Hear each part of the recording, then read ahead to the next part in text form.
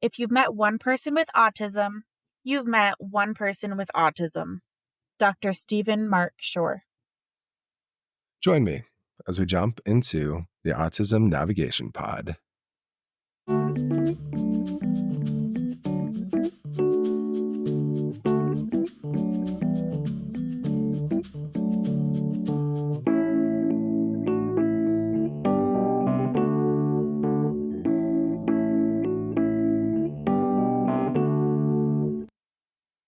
And so what was like evaluation day like for you, for Trip, to your recollection, or if there were multiple days, feel free to share that as well. There was. So we went up. Finally, we got in to a place, and we went up. And the first day, they just had us meet with a student, and I know that there were people behind a glass room in another room listening to the student, but just me and my husband without Trip went up and had like an interview process with him. And he asked several questions, and we did that. And then a month later, so that was the frustrating thing to me, was okay, we did this. Now you have to wait a month. And for me, it was a month, and then they canceled. And then we had to wait another month. So it was 2 months after we had done that interview to even get testing in for our Trip. And so 2 months later, we went in and brought Trip, and they put him in a room. There was 2 parts to the testing.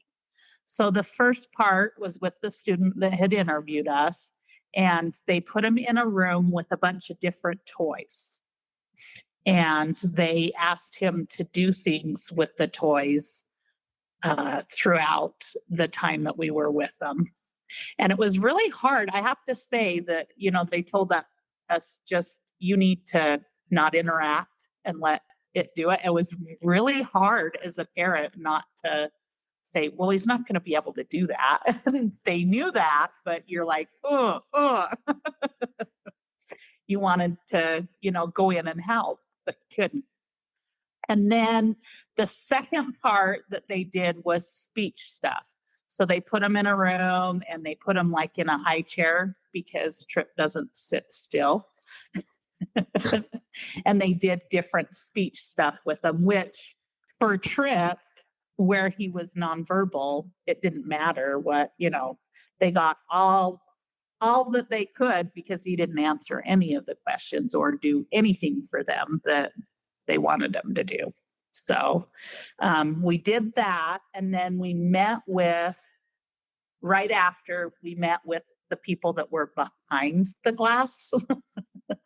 And they answered some questions, but did not give us any diagnosis answers. They just answered, what the process was next and all of that. So at that point, we waited for another month and a half, 2 months before we got the evaluation back. And it was a huge packet. Like, I don't remember how many pages, but it was this huge packet that had a bunch of jargon that I had no idea what it meant or anything like that. The nice thing about the packet that we got was it had the jargon, and then there was a separate packet that kind of explained the jargon. And so that was helpful to me to be able to get that.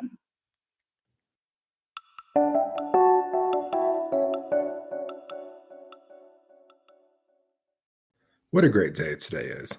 We've got an awesome guest. Her name is Dina Hargrave. She's got an international business degree from the University of Georgia. She has her master's in psychology with an emphasis in school psychology from Utah State. She's a clinical mental health counselor and school psychologist. She's been doing autism testing for 13 years, and she specializes in women and girls on the spectrum. She's a business owner. She owns Growth and Acceptance LLC. That's in Clearfield, Utah. She's a testing specialist at the Autism Clinic in Salt Lake. She's a clinical director at Ellie Mental Health. That's in Bountiful, Utah.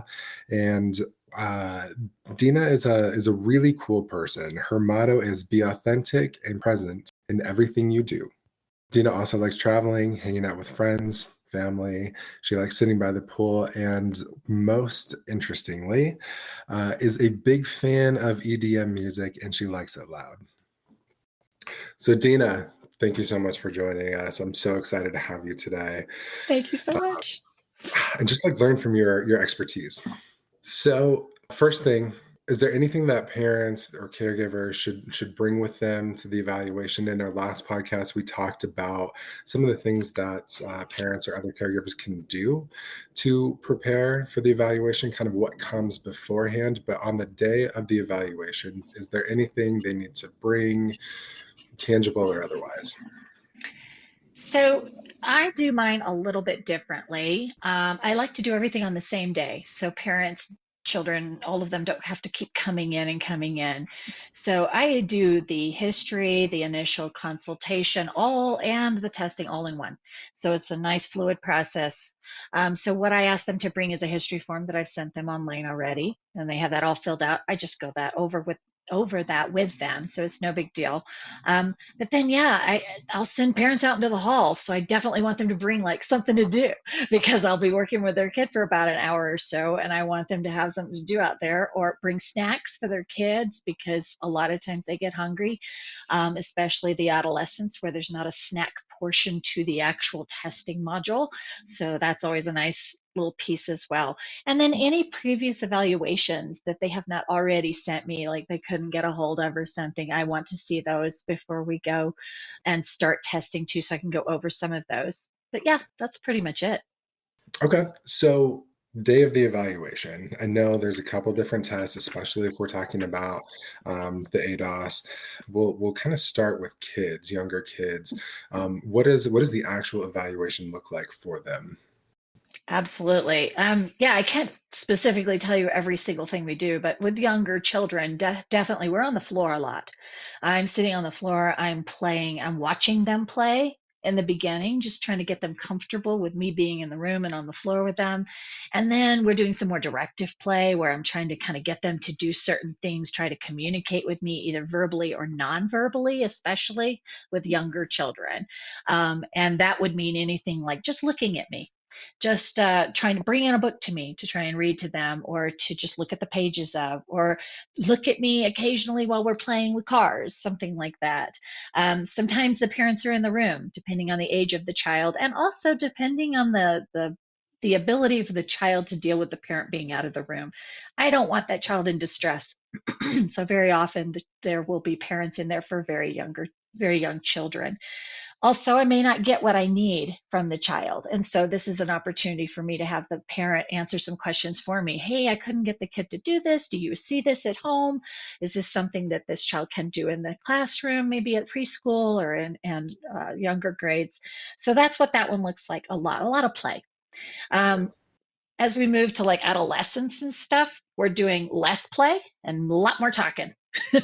And so that's where we see a lot of this conversational skill, this ability to socialize with me. And I'm looking at also those nonverbal cues as well as the verbal conversation that I'm given.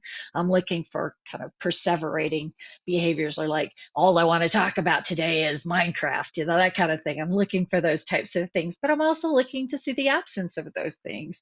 So that it's a lot more talking, a little bit of play, but it really also depends on the kids. Some kids look at my play stuff and are like, "Are you serious? I'm not doing this." So it really depends.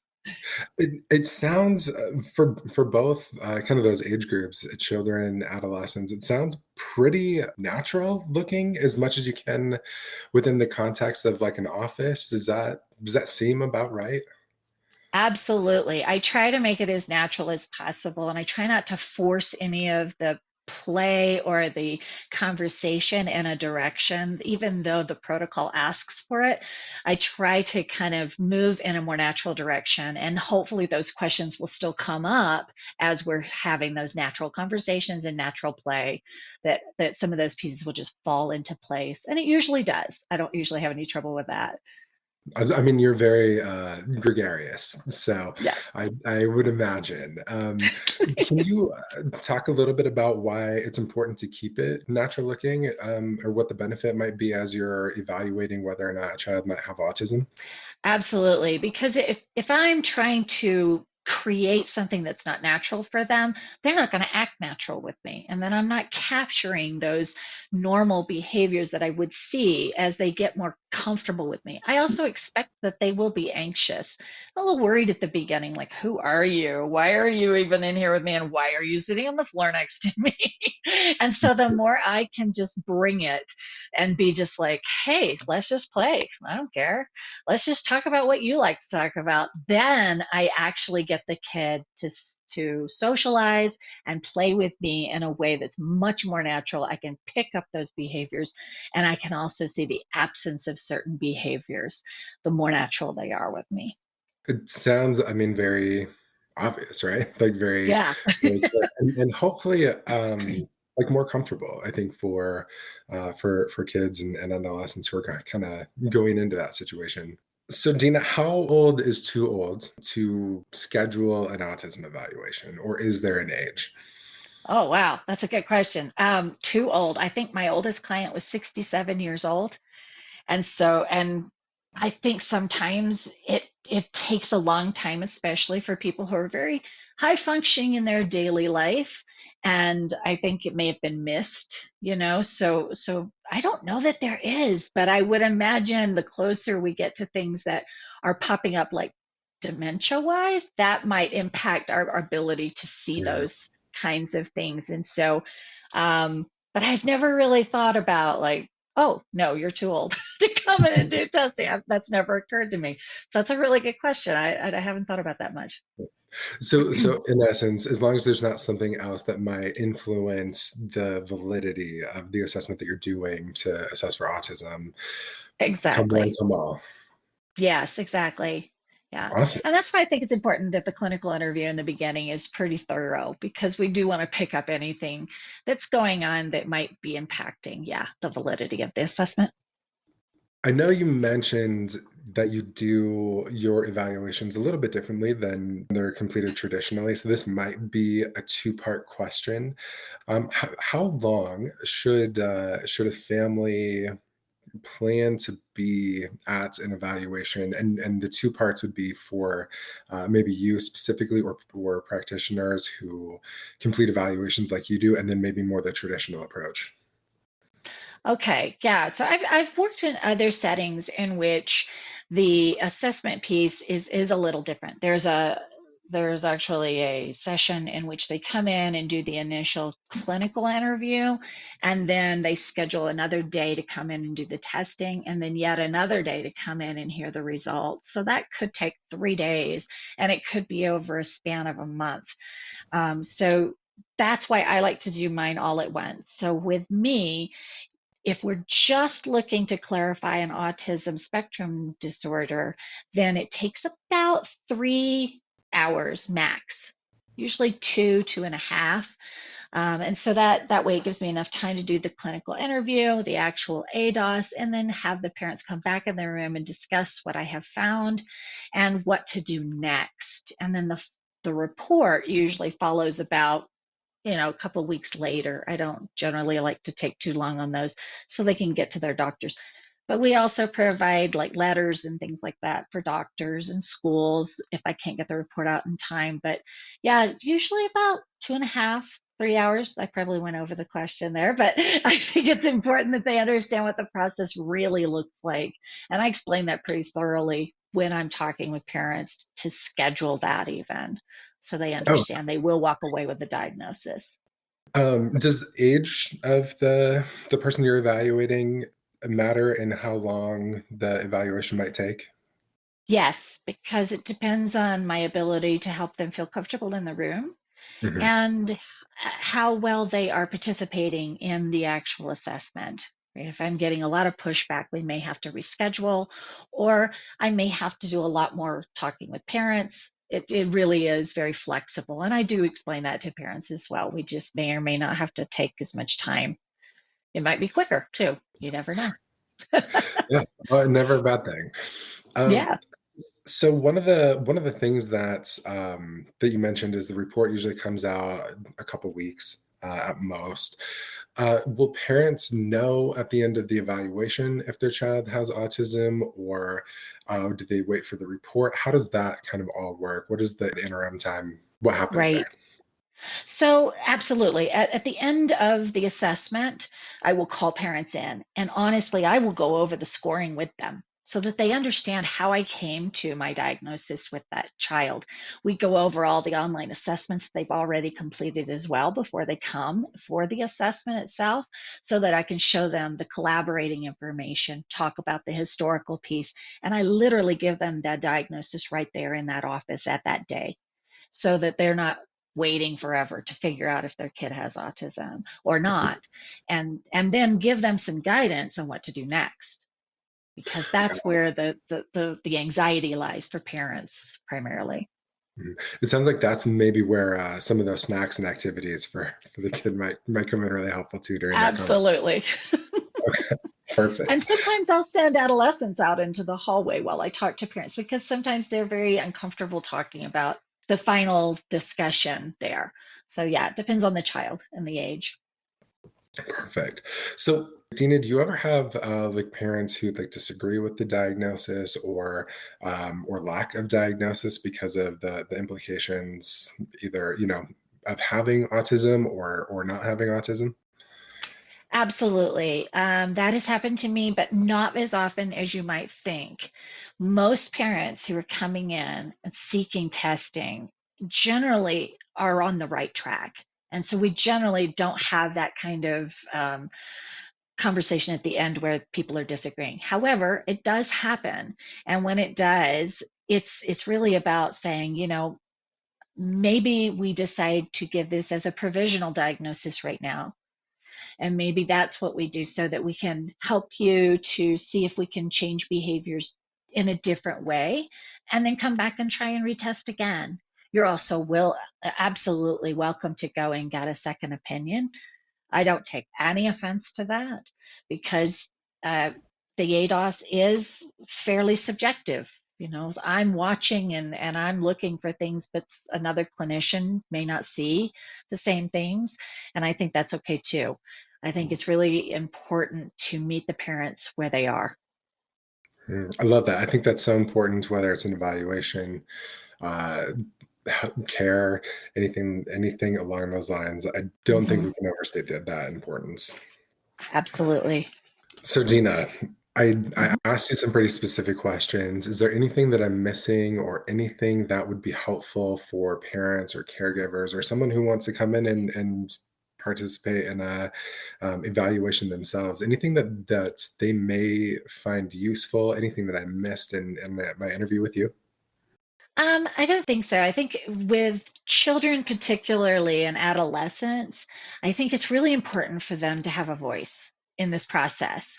And so being able to say, well, I don't feel like this is what's going on with me. Or being able to say, yeah, I feel like I really fit with these people. And that's kind of what I was expecting in terms of the diagnosis. But also having them say, I don't want to do things that change me. I hear this a lot from kids. I don't want to be different. I like who I am. And I absolutely think that that is validating, to be able to sit in that room and say, absolutely. And I'm not going to force you to do anything. This is just so that people understand you and you can understand yourself. And if there's something that bugs you or bothers you, we can absolutely work on that. And that doesn't necessarily have to be because it's autism related. It could Mhm. be anything. I just dealt with the death of a pet, and coming in and talking about that. That's okay. And so really letting those kids have a voice, I think, is really crucial in this Mhm. process. And I could not agree with you more. I think the more we can empower people in general, regardless of whether they're parents, kids with autism, or adults who have early onset dementia, I think just the ability to let them know that they're empowered really goes a long way.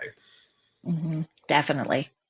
Dina, thanks so much for coming in today, talking to me. I think it really shows how passionate you are about the work that you do, and more importantly, the people you serve. And I think if other diagnosticians or evaluators have kind of that same personality, I think it really can go a long way. And I think we can do a lot of good. So I really appreciate you taking the time to come here today and talk to me.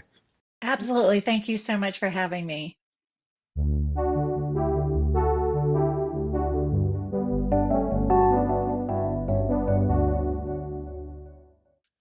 So can you talk a little bit about what that evaluation process is like for you? Yeah, so we were recommended to the company we went to by a couple of people, primarily my sister, and so we scheduled the appointment. That was a few months out, at least. I think it was like 3 or 4 months out to get him in for the testing. And I remember there was a lot of pre-appointment paperwork. We had to have answered like 1,000 questions at least, and many of them seem to cover the same thing over and over again. I'm sure that's the way they're designed. Um, and it was just kind of, I remember going through the questions and thinking some of them were obviously not geared specifically to small children. Um, and so, we'd answer in certain ways, but I remember asking the questions and we'd go, oh yeah, that's Jareth. Oh, that's Jareth, and that's Jareth. And um, over and over again. So we filled that out. And then the day came, we went in, and I remember going in with him into the room to do the actual testing with the person at the company, and I remember being told, you know, try not to interact, try to just be here. We need to have good baselines, and so I did my best to just sit and be quiet and observe. Um, Unless he requested something specifically from me, or if I was prompted to, I would redirect. But I think one of the big things for the person testing him, there was a bucket of things that she had there, and she would unlock the bucket and get something out, and then she put the lid back on. He would go over and lock the bucket. And she noticed that every time that he unlocked it, or she left it unlocked, he locked it. So she kept unlocking it at random times. As soon as he saw that it was unlocked, he'd run back over, he'd lock it over and over again, probably 30 times at least in the space of this hour. And it was just interesting watching her interact with him, because she was hitting on all the things that I knew and that Shan knew from all of our testing, or all of our experience, and just watching it over and over again. It was like validation for me. It was it was very exciting to have something to put on it when we were getting the testing.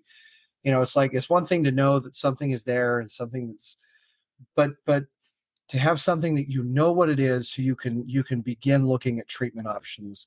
That was really important for us, because we've had a lot of medical struggles in our lives, and very few of them have had labels that we can say this is how we're going to proceed. And so when I can for with Lily, I was the one that went in with Lily, and her the way that she shows her autism and things she does are completely different from what Jarrett does. But going into her testing, she is super shy, and she had a hard time doing what was being asked, just because she was shy and didn't necessarily want to do it. And so I think one of the things there that I learned from this is, even if the person that's doing the testing isn't seeing everything that we as parents see, they're still going to be able to see some of the things that are going to get that autism diagnosis. So I know that when we got our results, I was surprised.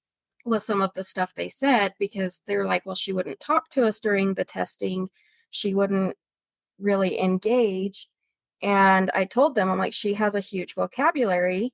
Is that going to change the level of her diagnosis? And they said no, because she wouldn't do it with us. That still is one of those markers that we're looking for. So, I think one of the things that parents need to think about going into this testing is the person doing the testing doesn't need to see every little thing.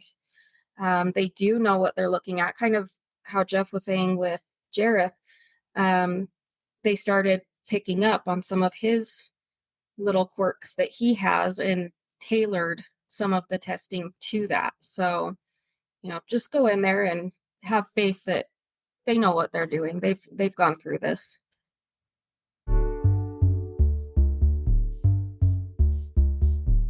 I just really appreciate Dina's energy.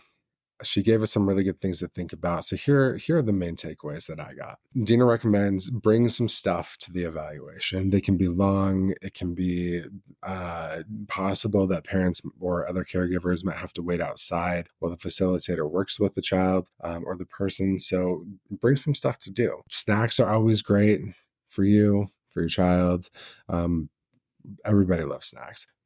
The evaluation, it's going to be different based on the age of the person. And so again, I know we talked about it last week. It's okay if it's different than maybe what you're expecting, or maybe different than what a friend has gone through with the autism evaluation. These are going to be specific to the needs and the age of the person. Evaluations for younger children are usually on the ground. There's a lot of play. Older people, non-children, usually involves a little bit more like conversing with the evaluator and the person being evaluated. And finally, evaluators try to make the process feel as natural as possible for the child. And I think there's a lot of comfort in that. We get the best information when people are comfortable and kind of in their own groove. So that's what I got from Dina. If you have questions for Dina, send them over to us, autismnavigationpod@outlook.com.